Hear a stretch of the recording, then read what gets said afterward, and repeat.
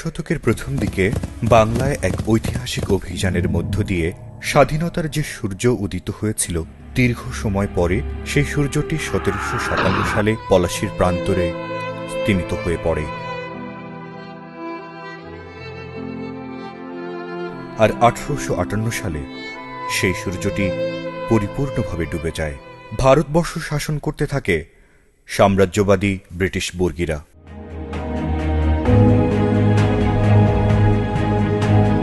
মুসলমানরা ক্রমশ নির্যাতিত, পতিত জাতিতে পরিণত হয়।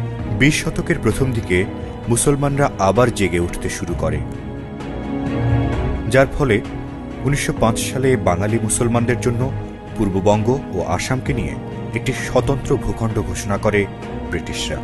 কিন্তু ব্রিটিশদের দালাল অধিকাংশ ব্রাহ্মণ্যবাদীরা বাঙালি মুসলমানদের জন্য কোনো স্বতন্ত্র ভূখণ্ড দিতে রাজি ছিল না। আর সেসব হিন্দু বাবুগোষ্ঠীর চাপেই অবশেষে ১৯১১ সালে বঙ্গভঙ্গ হ্রদের মধ্য দিয়ে বাঙালি মুসলমানদের আবার পরাধীন করা হল। শতাব্দীর পর শতাব্দী মুসলিম শাসনামলে মুসলমান আর হিন্দুরা একে অপরের সাথে মিশে অসাম্প্রদায়িক যে জীবন চেতনা গড়ে তুলেছিল, তার মূলে প্রথম কুঠারাঘাত করল স্বার্থপর ব্রাহ্মণ্যবাদীরা। তারপর স্বাভাবিকভাবেই ঘটল সাম্প্রদায়িক বিভাজন।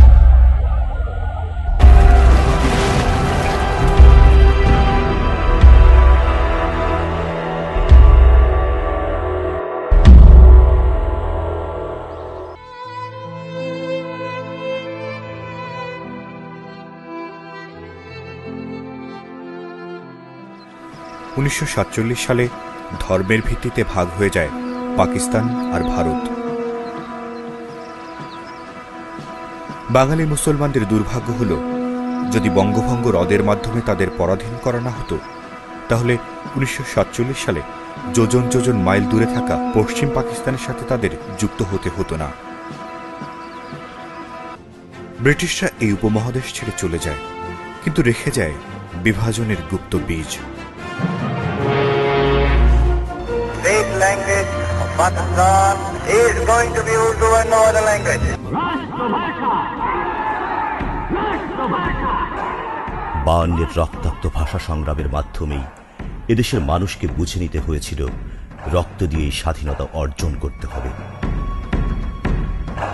এরই ধারাবাহিকতায় ৬৯-এর গণ অভ্যুত্থান আর ৭১-এর মুক্তিযুদ্ধ অনিবার্য হয়ে পড়ে। ১৯৭১-এর ২৫শে মার্চ পাকিস্তানি সেনারা বাংলাদেশের মানুষের বিরুদ্ধে নারকীয় গণহত্যার রাতেই নাটকীয়ভাবে আত্মসমর্পণ করেন শেখ মুজিবুর রহমান। রাজনৈতিক নেতারা চলে যান আত্মগোপনে, জনগণ কিংকর্তব্য বিমূঢ় হয়ে পড়ে। জাতির এই সংকটময় মুহূর্তে ২৬ মার্চ ৮ম ইস্ট বেঙ্গল রেজিমেন্টের second in command major Ziaur রহমানের নেতৃত্বে চট্টগ্রামের ১৬ শহরে বর্তমান বিপ্লব উদ্যানে চট্টগ্রামের স্বাধীনতাকামী মানুষ, এদেশীয় সেনা অফিসার, সাধারণ সৈনিকেরা একত্রিত হয়ে প্রথম এবং সরাসরি পাকিস্তানের বিরুদ্ধে বিদ্রোহ ঘোষণা করেন। ২৬ মার্চ চট্টগ্রামের কালুরঘাট বেতার কেন্দ্র থেকে ভেসে আসে মেজর জিয়ার স্বাধীনতার দৃপ্ত ঘোষণা। I, Major Ziaur Rahman, do hereby declare independence of Bangladesh. I therefore appeal to the government of all the democratic countries of the world, especially the big world powers and the neighboring countries, and to take effective steps to stop immediately the awful genocide that is being carried on by the army of occupation from Pakistan. তারপর লক্ষ লক্ষ মায়ের, ভাইয়ের, বোনের, বাবার ও সন্তানের রক্ত, প্রাণ ও ইজ্জতের বিনিময়ে দীর্ঘ ৯ মাস যুদ্ধ করে দেশটাকে স্বাধীন করেছিল এদেশের সর্বস্তরের সাধারণ জনগণ।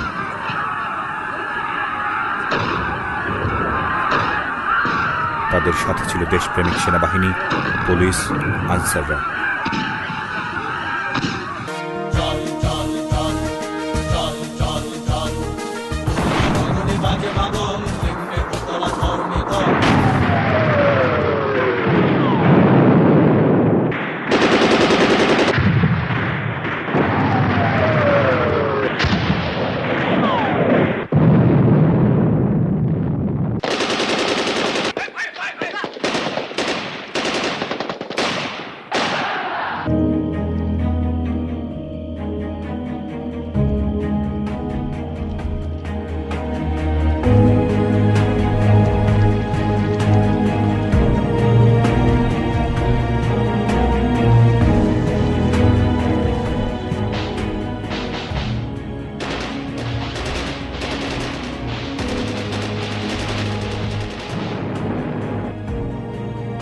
আমরা পেয়ে যাই একটি স্বাধীন দেশ, একটি লাল সবুজের পতাকা আর একটি স্বাধীন মানচিত্র অর্জন করে বাংলাদেশ।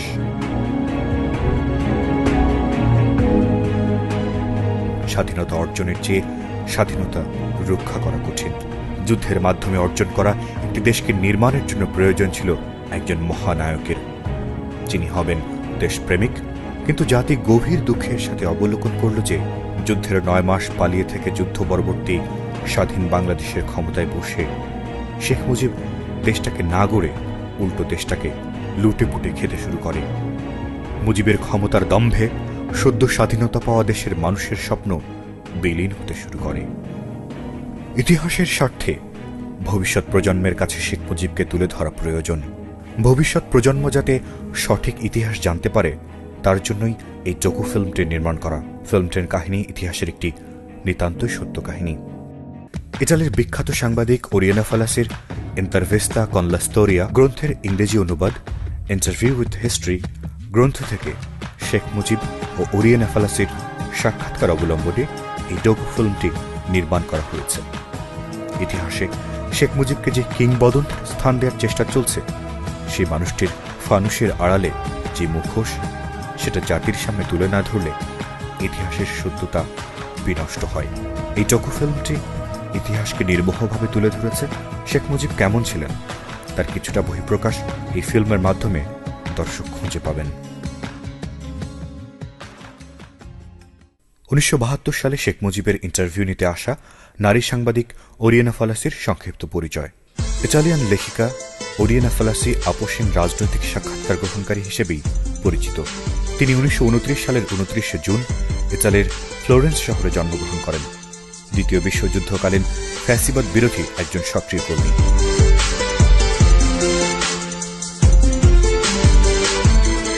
দীর্ঘ পেশাদার সাংবাদিক হিসেবে তিনি অত্যন্ত সফল। তিনি হেনরি কিসিঞ্জার, ইরানের Shah Ayatollah Khomeini, Willy Brandt, Zulfikar Ali Bhutto, Walter Cronkite, Omar Gaddafi, Federico Fellini, Yasser Arafat, Indira Gandhi, Sheikh Mujib, Sean Connery প্রমুখদের সাক্ষাৎকার নিয়েছেন। সাংবাদিকতায় ওরিয়েনা ফালাসি 2 বার সম্মানজনক সেন্ট ভিনসেন্ট পুরস্কার অর্জন করেন। শিকাগোর কলম্বিয়া কলেজ তাকে ডিলিট সম্মানে ভূষিত করেছে।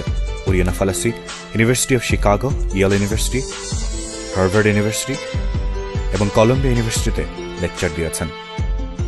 ওরিয়েনা ফালাসির লেখা বিশ্বের প্রায় 21টি ভাষায় অনুদিত হয়েছে। তার রচিত গ্রন্থগুলোর মধ্যে a man, the 7 sins of Hollywood, the useless sex, voice around the women, Penelope at war, Limelighters, The Egotist, 16 Surprising Interviews, Quel Giorno sulla Luna, Inshallah If the Sun Dies, Interview with History, Letter to a Child Never Born, Nothing and So Be It, Oriana Fallaci Intervista, Oriana Fallaci, The Rose and the Pride, and The Force of Reason, উল্লেখযোগ্য।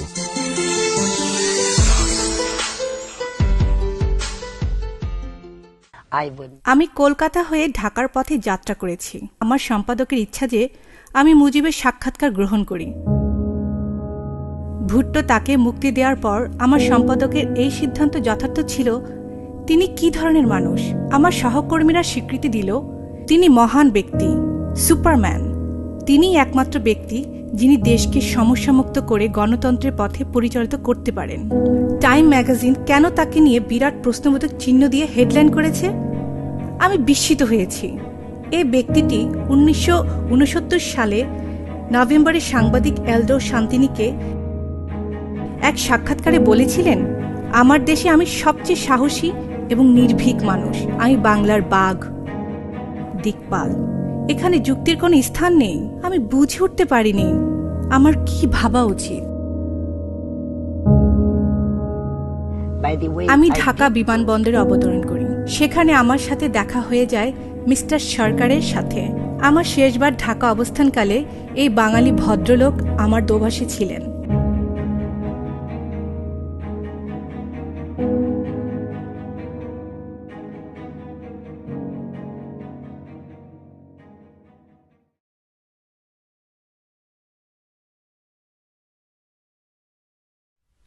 জি, আমি সরকার। নেতার সাথে আমার জানাশোনা আছে। তাছাড়া secretary সাহেবের সঙ্গে আমার কথা হয়েছে। উনি একজন বিদেশি সাংবাদিক। নেতারা একটা ইন্টারভিউ করবে, বিদেশে বড় পত্রিকা দেখানো হবে। তো আমাদেরকে একটু নিয়ে চলুন। অনেক চেষ্টায় আমরা মুজিবের বাড়িতে প্রবেশ করলাম।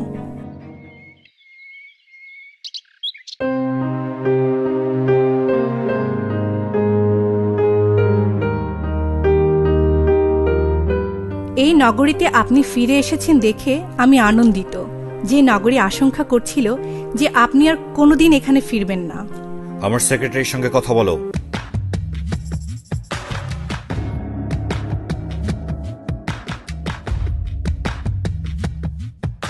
আমার দ্বিধা ও সন্দেহ হতে থাকলো। মুজিব নিজেকে একজন গণতন্ত্রী ও সমাজতন্ত্রী হিসেবে পরিচয় দিত। You can, some of the places this happens, but we have our open, free kitchen.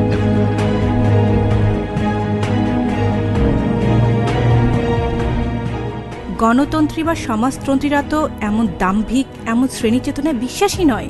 স্বৈর শাসকদের মতো তার আচরণ। তিনি তো দেখছি মানুষকে মানুষই মনে করেন না। আমার সাথে এই আচরণ, তাহলে দেশের নিরন্ন ও প্রান্তিক মানুষের সাথে মুজিবের ব্যবহার কেমন তা সহজেই অনুমেয়।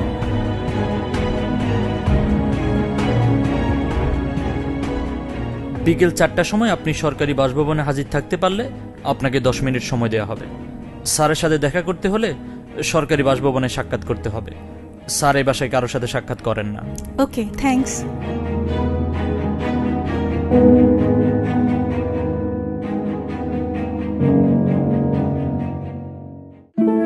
বিকেল 3:30টায় নগরী ক্লান্ত, নিস্তব্ধ, ঘুমন্ত মধ্যাহ্নের বিশ্রাম নিচ্ছে। রাস্তায় কাঁধে রাইফেল ঝুলানো মুক্তিবাহিনী টহল দিচ্ছে।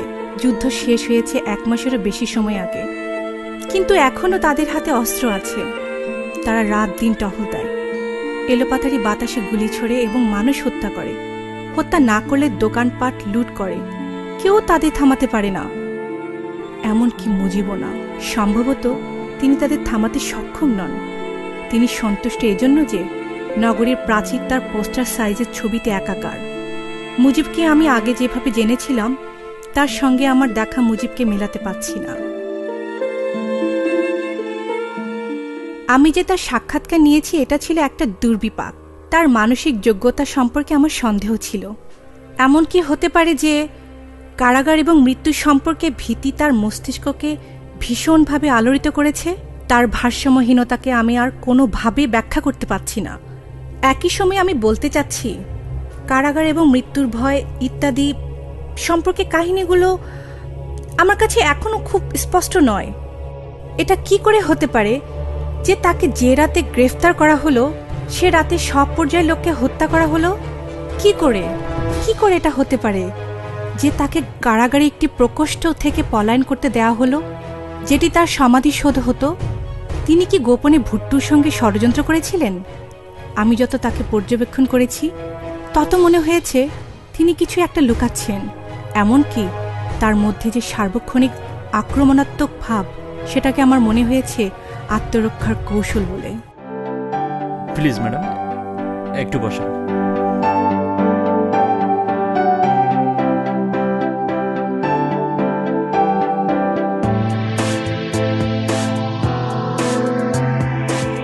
স্টপ!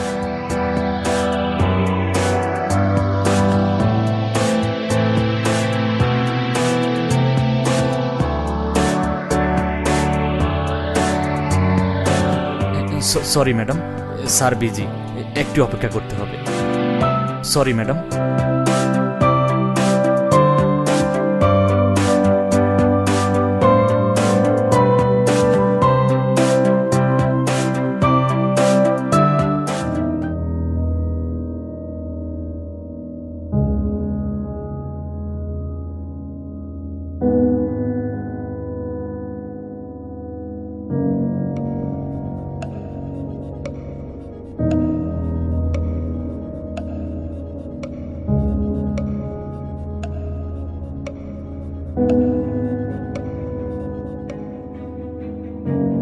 এই যে শুনুন,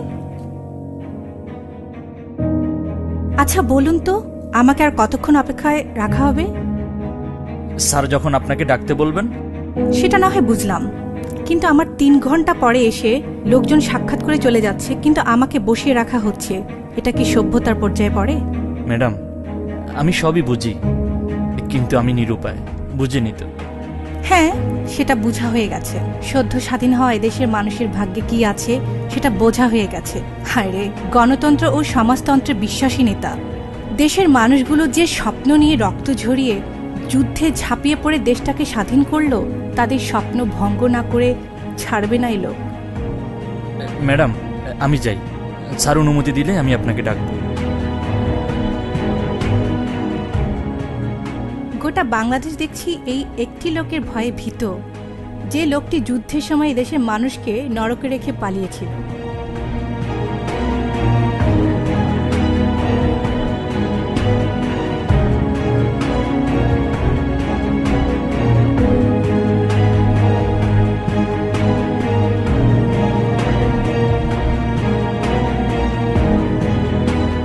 ম্যাডাম, তাড়াতাড়ি আসেন। স্যার আপনাকে ডেকেছেন। দেরি করলে হয়তো খেপে যাবেন স্যার। দেখাই করবেন। 4.5 ঘন্টা বসিয়ে রেখে এখন তাড়াহুড়ো? ম্যাডাম,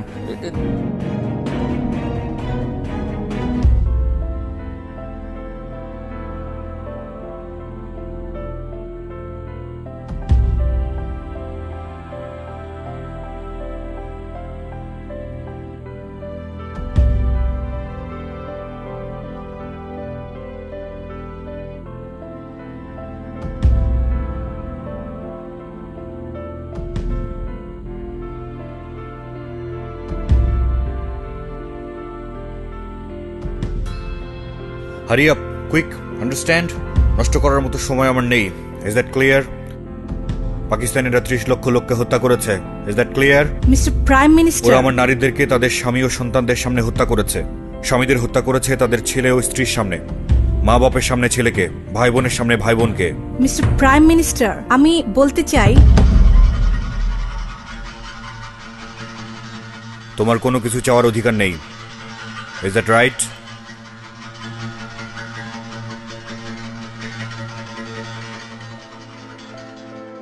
আমার প্রথম প্রতিক্রিয়া সম্বন্ধে জানা হলো, কিন্তু একটা বিষয় সম্পর্কে আমি আরো কিছু জানতে চাই। মিস্টার প্রাইম মিনিস্টার, গ্রেফতারের সময় কি আপনার উপর নির্যাতন করা হয়েছিল? No madam, no. তারা জানতো ওদের সবকিছু হবে না। তারা আমার বৈশিষ্ট্য, আমার শক্তি, আমার সম্মান, আমার মূল্য, আমার বীরত্ব সম্পর্কে জানতো। আন্ডারস্ট্যান্ড? তা বুঝলাম, কিন্তু আপনি কি করে বুঝলেন যে তারা আপনাকে ফাঁসিতে ঝুলাবে? ফাঁসিতে ঝুলিয়ে কি মৃত্যুদণ্ড কার্যকর করা হয়? No death sentence. আমি এটা জানতাম, কারণ 15 ডিসেম্বর ওরা আমাকে কবর দেওয়ার জন্য একটা গর্ত খনন করে। কোথায় খনন করা হয়েছিল সেটা? আমার সেলের ভেতরে।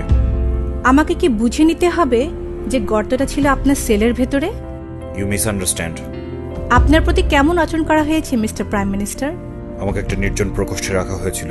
এমনকি আমাকে সাক্ষাৎকারের অনুমতি দেওয়া হতো না, সংবাদপত্র পাঠ করতে বা চিঠিপত্র দেওয়া হতো না। আন্ডারস্ট্যান্ড? তাহলে আপনি কি করেছেন? আমি অনেক চিন্তা করেছি, পড়াশোনা করেছি। আপনি কি পড়েছেন? বই এবং অন্যান্য জিনিস। তাহলে আপনি কিছু পড়েছেন? হ্যাঁ, কিছু পড়েছি।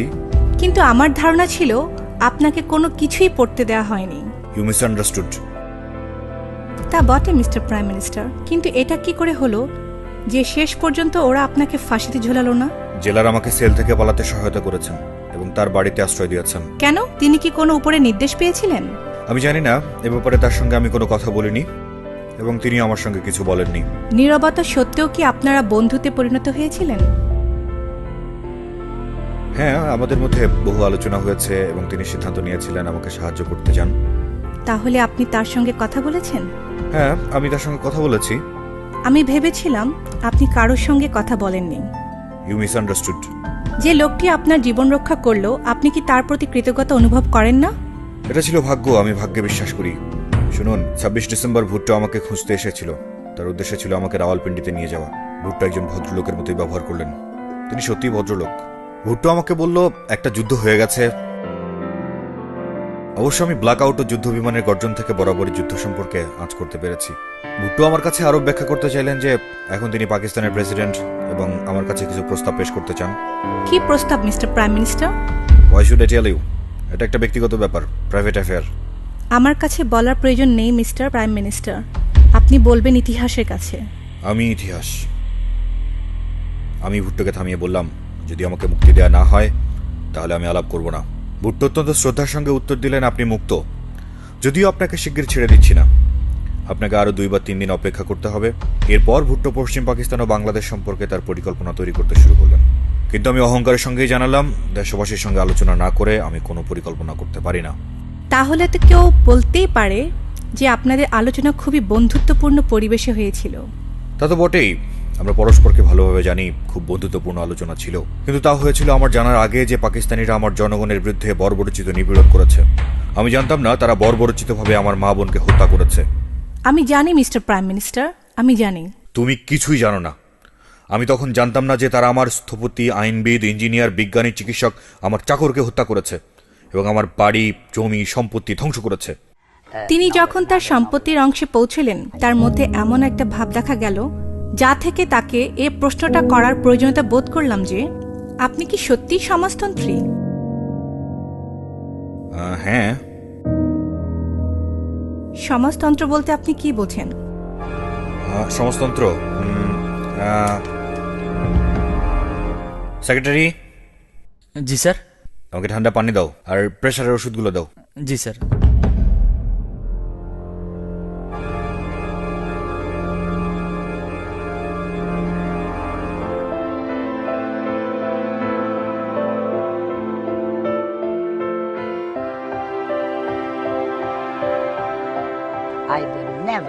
তাতে আমার মনে হলো সমাজতন্ত্র সম্পর্কে তার যথার্থ ধারণা নেই। আর আমি ভাবছিলাম, মুজিব এতক্ষণ যে কথাগুলো বললেন তার মধ্যে স্ববিরোধিতাই বেশি। একবার বললেন তার ব্যক্তিত্ব ও ক্ষমতার কারণে তাকে নির্যাতন করা হয়নি, আবার বললেন তার সাথে কাউকে সাক্ষাৎ করতে বা সংবাদপত্র পড়তে দেওয়া হয়নি। অর্থাৎ এটা এক ধরনের দুর্ব্যবহার, কারণ তিনি এসব সুযোগ পাওয়ার অধিকার রাখেন। আবার তাকে নাকি বই পড়তে দিয়েছিল। ভুট্টোর সাথে সম্পর্কের ব্যাপারটাও স্ববিরোধিতা রয়েছে। স্ববিরোধিতা খুঁজে পেলাম জেলারের সাথে তার কথা বলা না বলা, পলায়নের সহযোগিতার বিষয়টি নিয়েও। এ বিষয়ে আরও প্রশ্ন করার ইচ্ছে থাকলেও মুজিবের পলায়ন পর ও রাগান্বিত ভাব দেখে অন্য বিষয় জানতে চাইলাম। 18 ডিসেম্বরের হত্যাযজ্ঞ সম্পর্কে তার প্রতিক্রিয়া জানতে চাইলাম। তিনি রাগে ফেটে পড়লেন। ম্যাসাকার? What massacre?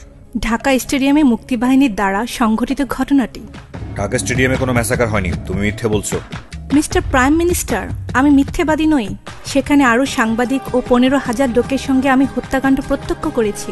আপনি চাইলে আমি আপনাকে তার ছবিও দেখাবো। আমার পত্রিকায় সে ছবি প্রকাশিত হয়েছে। মিথ্যাবাদী, ওরা মুক্তিবাহিনী নয়। মিস্টার প্রাইম মিনিস্টার, দয়া করে মিথ্যেবাদী শব্দটি আর উচ্চারণ করবেন না। তারা মুক্তিবাহিনী। তাদের নেতৃত্ব দিচ্ছিল আব্দুল কাদের সিদ্দিকী এবং তারা ইউনিফর্ম পরা ছিল। তাহলে হয়তো ওরা রাজাকার ছিল যারা প্রতিরোধের বিরোধিতা করেছিল এবং কাদের সিদ্দিকী তাদের নির্মূল করতে বাধ্য হয়েছে। মিস্টার প্রাইম মিনিস্টার, কেউ প্রমাণ করেননি যে লোকগুলো রাজাকার ছিল এবং কেউ প্রতিরোধের বিরোধিতা করেননি। তারা ভীত সন্ত্রস্ত ছিল। হাত পা বাঁধা থাকায় তারা নড়াচড়া করতে পারছিল না। আমরা খোঁজ নিয়ে জেনেছি যাদের মারা হয়েছে তাদের অধিকাংশে পাকিস্তানের বিরুদ্ধে যুদ্ধ করেছে। মিথ্যাবাদী। শেষবারের মতো বলছি, আমাকে মিথ্যেবাদী বলার অনুমতি আপনাকে দেব না। আচ্ছা, সে অবস্থায় তুমি কি করতে? যাক, প্রথমে হত্যাকাণ্ড ও হত্যাকাণ্ডে মুক্তিবাহিনী জড়িত থাকাটাকে অস্বীকার করলেও এখন বিপদে পড়ে স্বীকার করল। আমি নিশ্চিত হতাম যে ওরা রাজাকার ও অপরাধী। ফায়ারিং স্কোয়াডে দিতাম এবং এভাবে এই ঘৃণ্য হত্যাকাণ্ডে এড়াতাম। ওরা ওভাবে করেনি, হয়তো আমার লোকদের কাছে বুলেট ছিল না। হ্যাঁ, তাদের কাছে বুলেট ছিল, প্রচুর বুলেট ছিল। এখনো তাদের কাছে প্রচুর বুলেট রয়েছে। তা দিয়ে সকাল থেকে রাত পর্যন্ত গুলি ছোড়ে। ওরা গাছে, মেঘে, আকাশে মানুষের প্রতি গুলি ছোড়ে শুধু আনন্দ করার জন্য।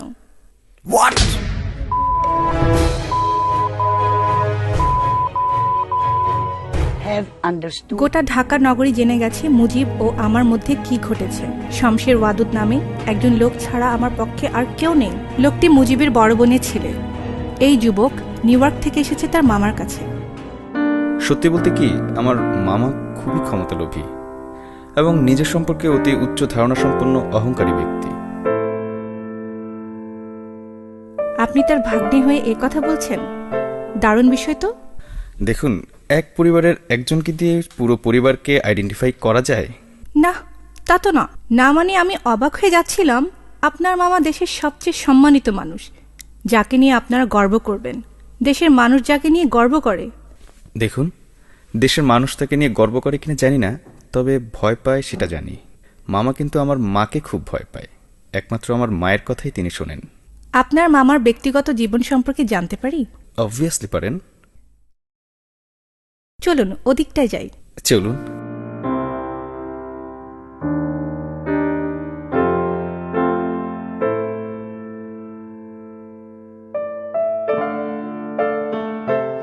মুজিব মামার ব্যক্তিগত জীবন সম্পর্কে জানতে চাইছিলেন না? যদি আপনি বলতে আগ্রহী থাকেন। তা ঠিক, নিজেদের কথা বাইরে বলাটা বোকামি, কিন্তু কেন জানি কথাগুলো বলতে ইচ্ছে করছে। হয়তো আপনাকে খুব বিশ্বস্ত মনে হচ্ছে বলে, অথবা জাতির সামনে সত্যিকার ইতিহাসটা তুলে ধরার সুপ্ত ইচ্ছাটা জাগরিত হয়েছে বলে। একটা জিনিস আমি খুব ভাবি, জাতি যার দিকে হা করে তাকিয়ে আছে,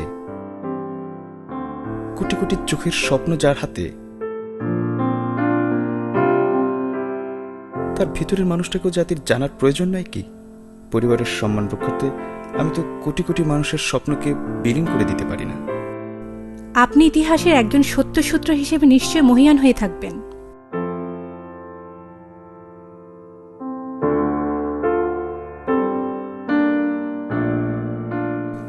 জানেন, আমার মামা মোটেও মেধাবী ছিলেন না।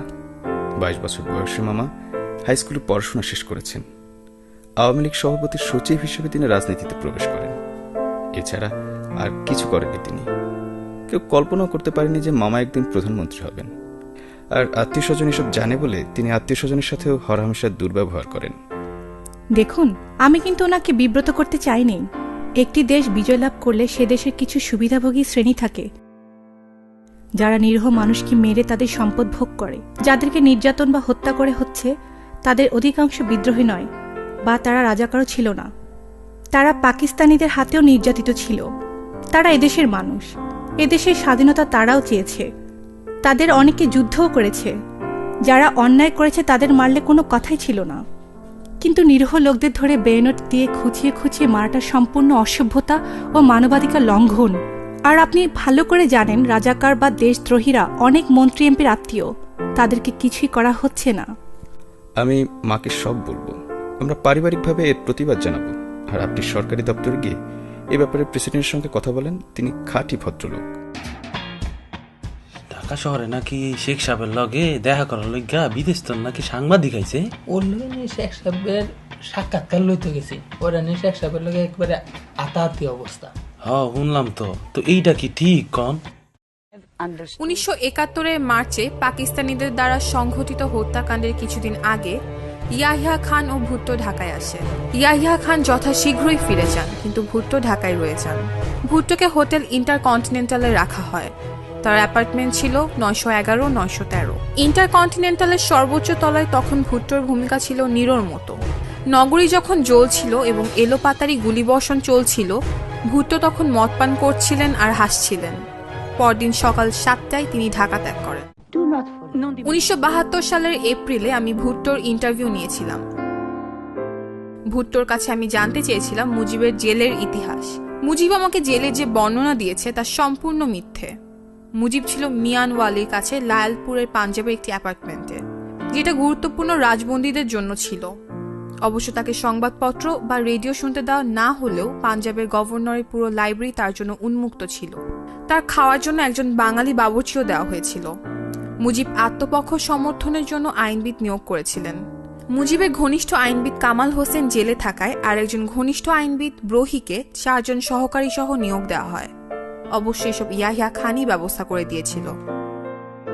সরকারিভাবে এর ব্যয় নির্বাহ করা হতো। ব্রহি প্রথমে এ কেস নিতে না চাইলে ইয়াহিয়া খানই রাজি করিয়েছিল।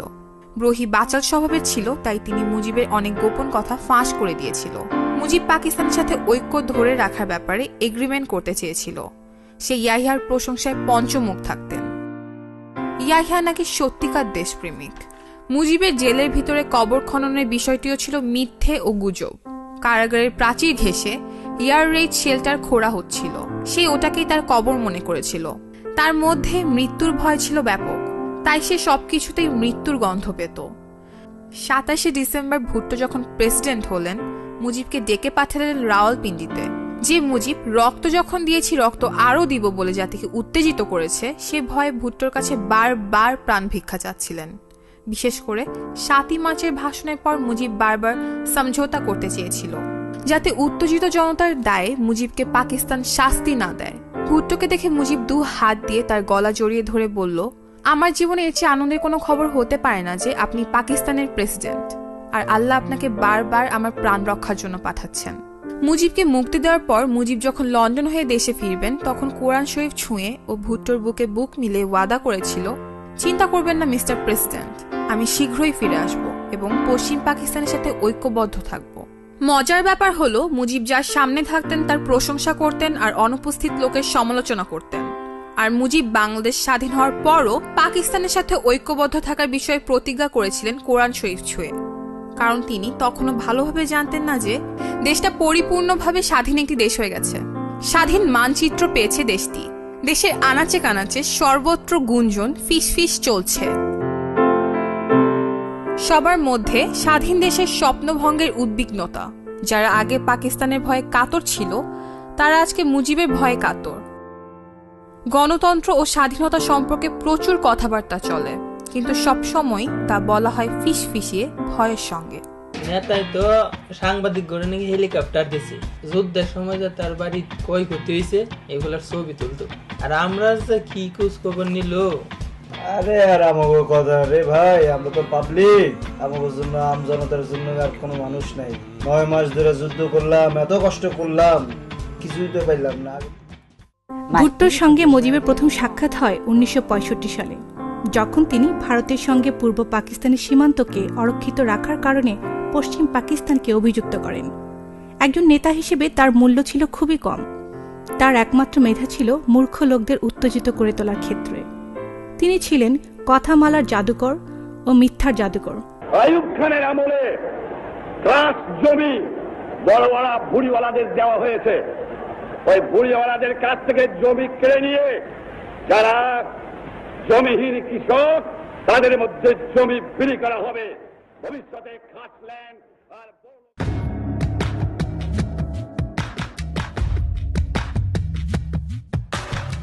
কিছুদিন আগে এক জনসভায় বক্তৃতাকালে তিনি বলেছিলেন, করাচির রাস্তাগুলো সোনা দিয়ে মোড়া, তা দিয়ে হাঁটলে চোখ ধাঁধিয়ে যায়। অর্থনীতির কিছুই বুঝতেন না তিনি। কৃষি ছিল তার কাছে রহস্যের মতো, রাজনীতি ছিল প্রস্তুতিবিহীন।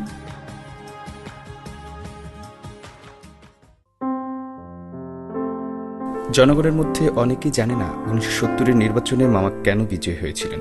কারণ সব মাওবাদী তাকে ভোট দিয়েছিল। সাইক্লোনে মাওবাদীদের অফিস বিধ্বস্ত হয়েছিল এবং তাদের নেতা মাওলানা ভাসানী আওয়ামী লীগের পক্ষে ভোট দেওয়ার সিদ্ধান্ত নিয়েছিলেন। বিভিন্ন জায়গায় কানাঘোষা চলছে যে শেখ মুজিবকে আবার ভোট দিতে বলা হলে জনগণ তাকে আর ভোট দিবে না। এখন নির্বাচন হলে 70-এর সম্পূর্ণ উল্টো ফলাফল হবে। যে কারণে তিনি মানুষের ওপর বন্দুকের সাহায্যে তার ইচ্ছাকে চাপিয়ে দিতে চান, সেজন্য তিনি মুক্তিবাহিনীকে অস্ত্র সমর্পণের নির্দেশ দিচ্ছেন না। আপনি কবে ফিরবেন? এই তো আপনার মামার ইন্টারভিউ শেষ হলেই।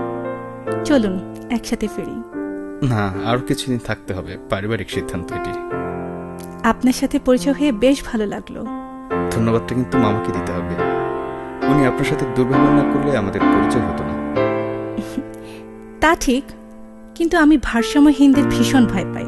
থাক, আর এভাবে না বলি, হাজার হলেও তিনি তো আমারই মামা। এখন আমরা গণতন্ত্রের কথায় আসতে পারি।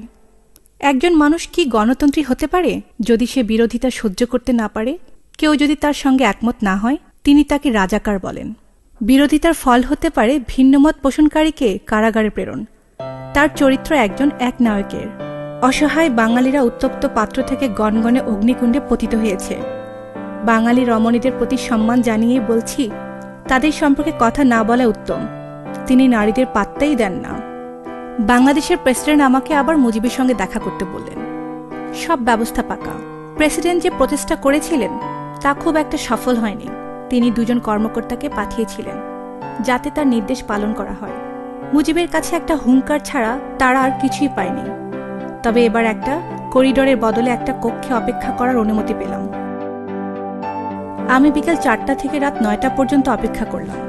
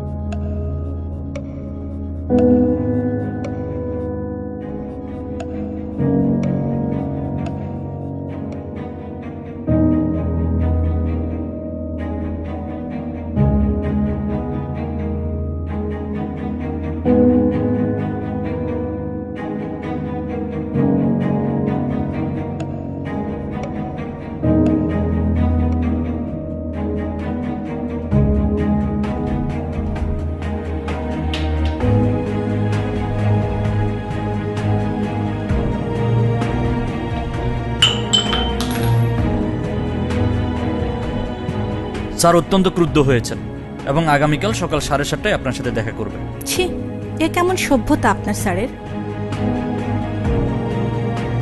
পরদিন সকালে ঠিক 7টায় আমি আবার হাজির হলাম এবং সকাল 9:30টায় মার্সিডিজ যোগে মুজিবের আগমন পর্যন্ত আমাকে অপেক্ষা করতে হলো।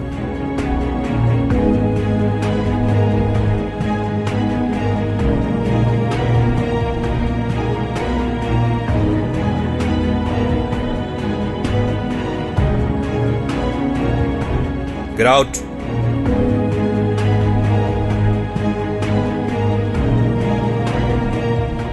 Now get in here.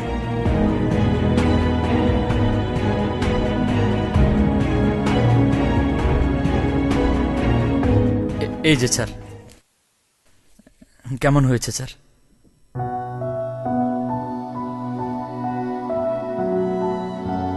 চমৎকার।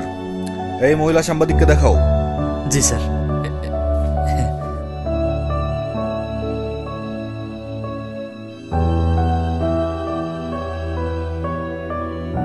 চমৎকার। এটা চমৎকার নয়। Get out.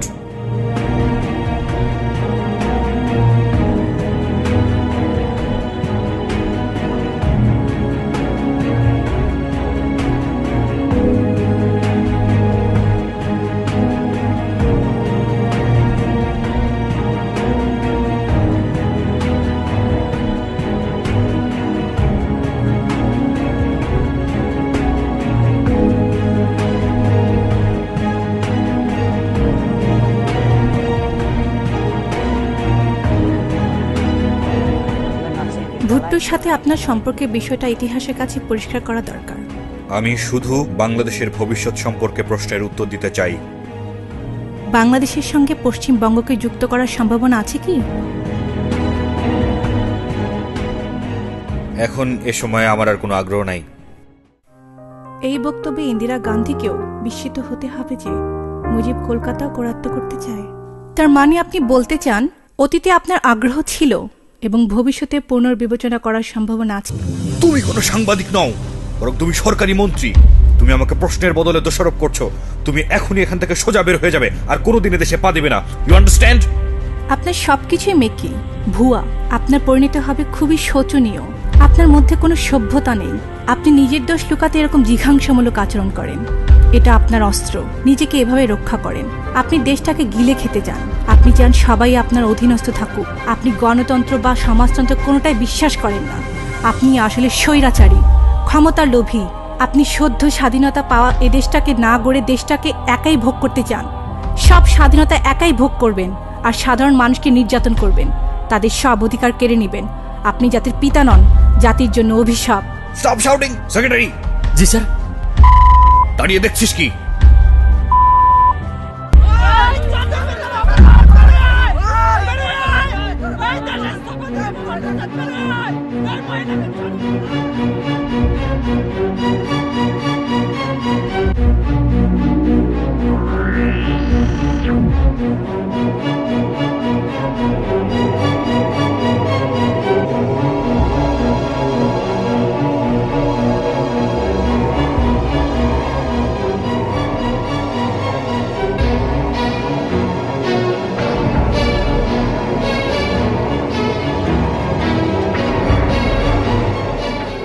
আপনি কোনো টেনশন করবেন না, আমি আছি, আমি দেখছি ব্যাপারটা। হ্যাঁ, আমি ওদের সাথে সবার সাথে কথা বলছি।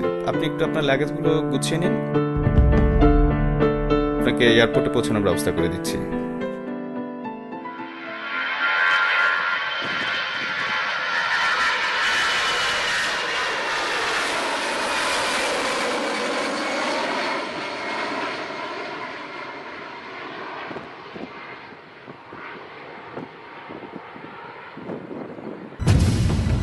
স্বাধীনতার পর দেশ পরিচালনার দায়িত্ব নেয় আওয়ামী লীগ। সবাই আশা করেছিল স্বাধীন দেশে নিজেদের সরকার দেশবাসীর স্বপ্ন পূরণ করবে, কিন্তু অচিরেই মানুষের সে স্বপ্ন দুঃস্বপ্নে পরিণত হয়। দেশ পরিচালনায় ব্যর্থ আওয়ামী বাকশাল কর্মী ও রক্ষী বাহিনীর নির্যাতনে নাভিশ্বাস ওঠে মানুষের।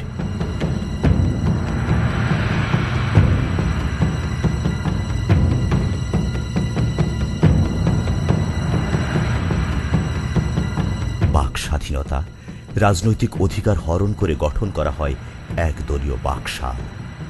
কেড়ে নেওয়া হয় সংবাদপত্রের স্বাধীনতা।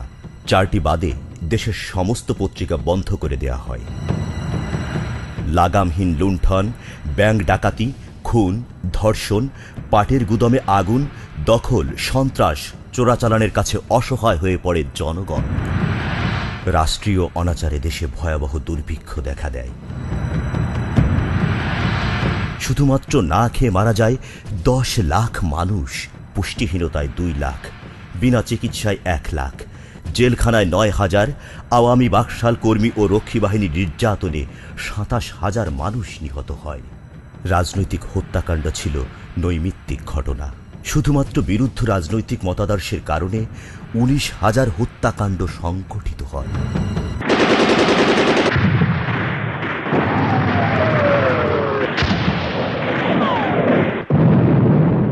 যে লক্ষ্য নিয়ে বাঙালি জাতি দীর্ঘ 9 মাস যুদ্ধ করেছিল, লক্ষ মানুষ জীবন দিয়েছিল, মা বোনেরা ইজ্জত দিয়েছিল, সে কাঙ্ক্ষিত লক্ষ্য এই জাতি অর্জন করতে পারেনি শুধুমাত্র একটি মানুষের জন্য। জাতির আশা আকাঙ্ক্ষা লণ্ডভণ্ড হয়ে যায় তার সীমাহীন দুঃশাসনে। সে চেয়েছিল সমগ্র জাতিকে তার অধীনস্থ করে রাখতে কৃতদাসের মতো। আজীবন সে থাকবে ক্ষমতার আসনে আসীন, সবাই করবে তার আনুগত্য আর দাসত্ব। কিন্তু ইতিহাস সেই মুজিবকে ক্ষমা করেনি, তার খেসারত দিতে হয়েছিল জীবন দিয়ে। শেখ মুজিবুর রহমানকে হত্যা করা হয়েছে, স্বৈরাচারী সরকারের পতন ঘটেছে। মেজর ডালিম বলছি, শেখ মুজিব ও তার খুনি দুর্নীতিবাজ সরকারকে উৎখাত করা হইয়াছে। Major general KM Shafiullah. দেশের নূতন সরকারের প্রতি আমরা আমাদের অবিচল আস্থা ও আনুগত্য জ্ঞাপন করছি। আমাদের সকল পর্যায়ের অফিসার এবং জওয়ানদের মহামান্য রাষ্ট্রপতি খন্দকার মোশতাক আহমদের নেতৃত্বে শৃঙ্খলাভাবে নিজ নিজ কমান্ডারদের নির্দেশে অনুযায়ী স্ব দায়িত্বে নিযুক্ত থাকার জন্য নির্দেশ দিচ্ছি। আসসালামু আলাইকুম। প্রিয় দেশবাসী, এক ঐতিহাসিক প্রয়োজনে আজ দেশ এবং দেশবাসীর বৃহত্তর স্বার্থের খাতিরে পরম করুণাময় আল্লাহ তাআলা ও দেশবাসীর উপর নির্ভর করে দেশের রাষ্ট্রীয় দায়িত্ব নয়া সরকারের রাষ্ট্রপতি হিসেবে আমাকে গ্রহণ করতে হয়েছে।